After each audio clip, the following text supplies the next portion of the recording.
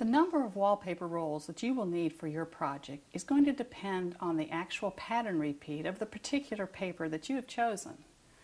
Now, what do I mean by pattern repeat? I'm going to show you 3 examples. I'm going to show you a random or no repeat pattern.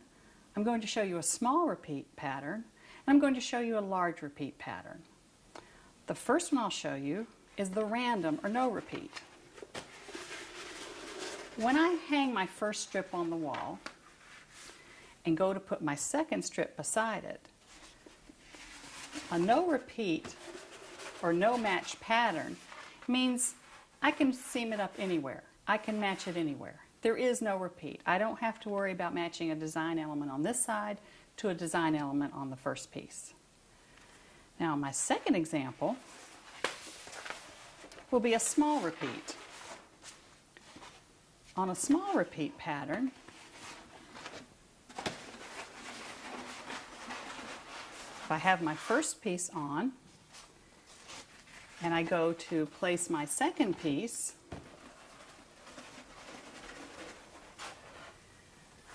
I will move it until it matches. Now, the small repeat on this one is about 4 to 5 inches. My third example I'm going to show you is a large repeat. Now, a large repeat has more waste. The random has very little waste. The small repeat has a little bit of waste, but your large repeat has more waste. Let me show you an example of this. This is a larger repeat pattern. What this means is when I go to install this, I've got a bigger area. It takes more paper to match the pattern. This is my first piece on the wall. I'm going to move this to discover where my pattern repeat is. See the distance between this. This is a large pattern repeat. Now, to determine the pattern repeat of the particular wall covering that you've chosen for your project, you can either find it in the Wallpaper sample pattern book on the back of the page.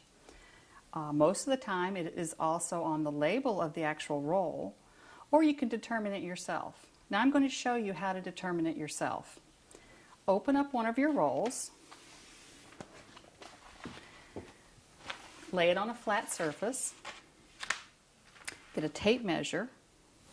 Now, choose one side of the roll or the other, doesn't matter which one. But what we're going to do is we're going to measure the distance between one exact design element and the exact same design element on down the same side of the wall covering.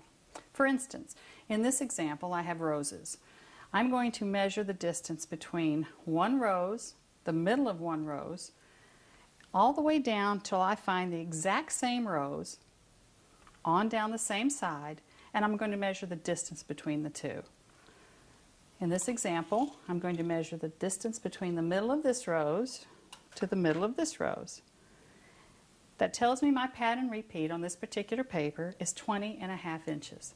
Now, why, you ask, is that so important?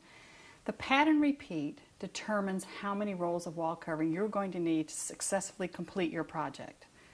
The bigger the repeat, the more wall covering your project will take.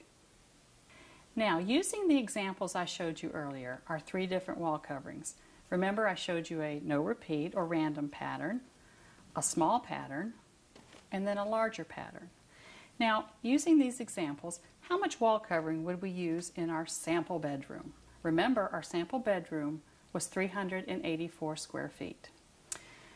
If we're going to use the random or no repeat wall covering in our sample bedroom, we're going to take the 384 square feet and we're going to divide that by 25, which is the usable square footage you will get out of a single roll. That gives us 15.36 rolls, which you must round up to 16 single rolls. This is the same as 8 double rolls. Now, on a pattern repeat of less than 12 inches, a smaller repeat, what we're going to use is 22. So, 384 square feet divided by 22, which is the usable square footage we will get off of a single roll, That gives us 17.46 rolls, which we must round up to 18, which is the same as 9 double rolls. Now for our third example, our large repeat, a repeat 12 inches or more, we're going to take our square footage, we're going to divide our 384 by 18, which is the usable square footage you will receive off of a single roll. That gives us 21.3 rolls. You must round that up to 22, which is the same as 11 double rolls. Now if you notice in our example, in our bedroom that we have been using as an example, that we did not take out for any windows and doors when we measured around the room. Now why, you ask? Why didn't we take out for those? A couple of reasons. Number one, it's really important for you to have a little extra wallpaper on hand in the die lot that you have installed on the wall in case some future repairs are needed. Secondly, if this is your first time installing paper, give yourself a break. You may make a mistake. You may use an extra piece. So it's always wise to have extra wall covering.